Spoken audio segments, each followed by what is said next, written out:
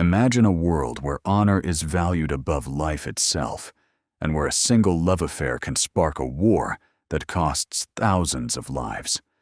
That's exactly how the story of the film Troy begins, one of the most ambitious historical epics ever made.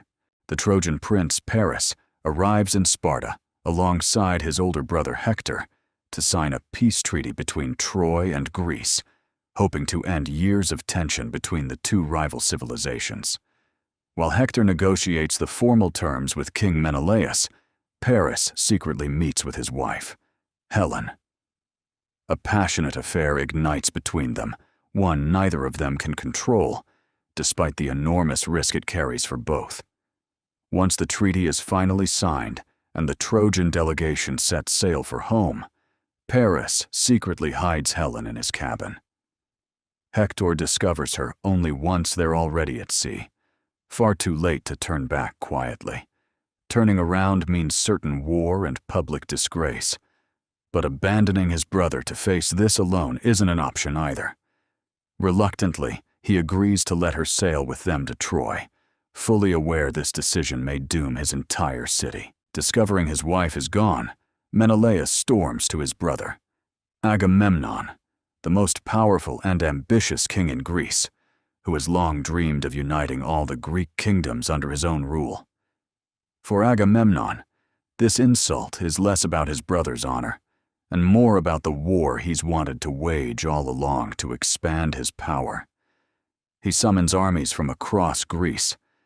Central to this alliance is Achilles, the greatest living warrior, a man who despises Agamemnon and follows him only reluctantly, driven not by loyalty, but by his own hunger for a legend that will outlast him.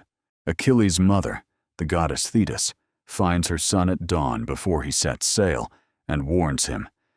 If he goes to Troy, eternal glory awaits him. But a short life. He'll die young, remembered for thousands of years. If he stays home, he'll live a long, quiet life and be forgotten the moment he dies. Achilles, having already made up his mind long before this conversation, sets sail anyway. For him, glory matters more than life itself. 1,000 ships set sail for the shores of Troy.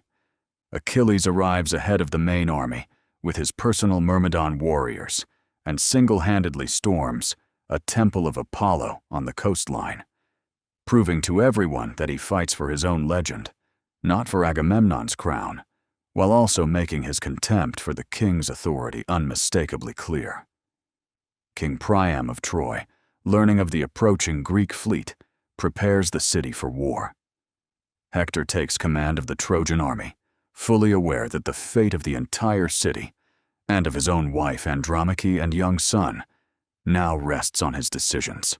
To avoid an immediate, full-scale bloodbath beneath the walls, Hector sends his younger brother Paris out for single combat. After all, it was Paris's own actions that started this war. Paris challenges Menelaus himself, hoping to settle the dispute without a full war. But facing his opponent head-on, Paris loses his nerve and flees the field in a panic, cowering back behind Hector in full view of both armies. An enraged Menelaus chases after him, intent on finishing him off on the spot, and that's when Hector steps in to defend his brother. In a short, brutal clash, he kills Menelaus in full view of both armies, breaking the terms of the duel and instantly turning what should have been single combat into an all-out battle. In the chaos that follows, the mighty Greek warrior Ajax falls as well, the very strength the Greeks had relied on in close combat. Having lost 2 key warriors at once, the Greek army begins suffering heavy losses and retreats to its ships, demoralized and bled dry. By taking Briseis from Achilles, Agamemnon wanted to show the whole army who was really in charge. But instead of submission, he got the opposite. The insulted Achilles refused to fight and pulled his Myrmidons back to his own camp. Odysseus understood that without their best warrior, the Greeks were doomed, and tried to talk sense into Agamemnon. But the king was too proud to make the first move. Instead, in a fit of spite, he handed Briseis over to his soldiers. Achilles managed to step in time and took her back. That night, he finally understood. This was no longer his war. At dawn, Achilles ordered the Myrmidons to prepare to sail. He was ready to leave Troy behind and abandon the campaign for good. But that very morning, Achilles' young cousin and protege, Patroclus, secretly dons his armor and leads the Myrmidons into battle without permission, hoping to turn the tide and inspire the demoralized Greeks with the sight of that familiar armor alone. The trick works. The Trojans panic and retreat, mistaking Patroclus for Achilles himself. But on the battlefield, he comes face to face with Hector. In a fair duel, unaware of the deception, Hector kills him. And only after removing the fallen warrior's helmet does he realize, in horror, who he's actually killed. Learning of Patroclus's death, Achilles is consumed by a grief and rage unlike anything he's felt before. His entire quarrel with Agamemnon instantly stops mattering. He walks alone to the walls of Troy and challenges Hector to single combat.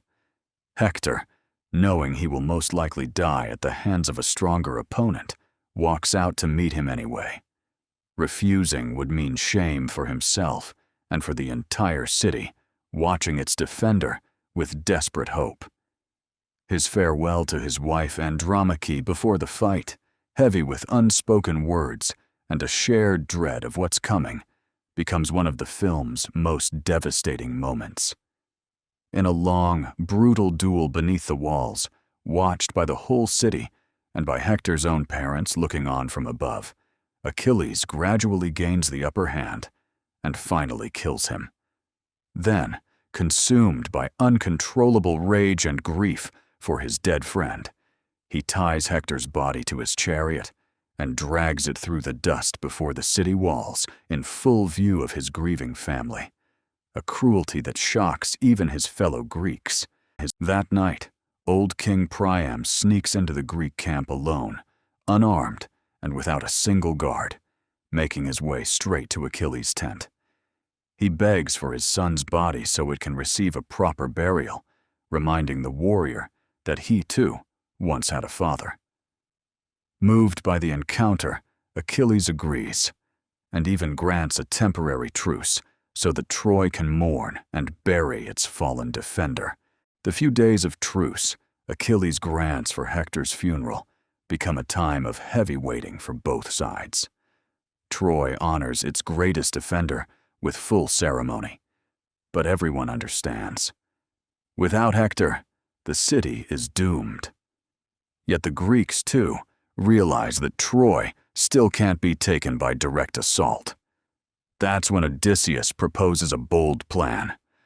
Build a massive wooden horse, hide the best warriors inside, and have the entire fleet pretend to abandon the Trojan shore for good.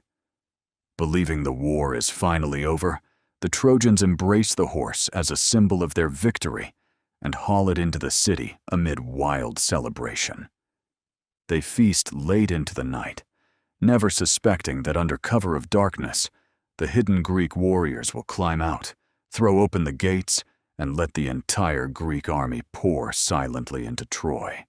The Greek army pours through the open gates of Troy, and the city that only hours earlier was celebrating the end of the war is suddenly consumed by fire and chaos. A massacre breaks out in the streets. Agamemnon kills King Priam at the sacred altar. Meanwhile, Agamemnon finds Briseis and seizes her for himself. But she refuses to submit to her conqueror and strikes him with a fatal blow. At that moment, Achilles arrives and frees her. But Paris appears almost immediately after and looses a volley of arrows at him. The wounded hero falls, spending his final moments in Briseis' arms. Paris takes her with him, leaving Achilles to die amid the burning ruins of Troy. By dawn, the great city of Troy is nothing but ash and ruin. Odysseus buries Achilles, the greatest warrior of them all, giving him his final honors. A 10-year war, born of love, pride, and the hunger for power, ends in the destruction of an entire city. But the names of those who fought beneath its walls, Achilles, Hector, Priam, and all the others, live on forever in legend.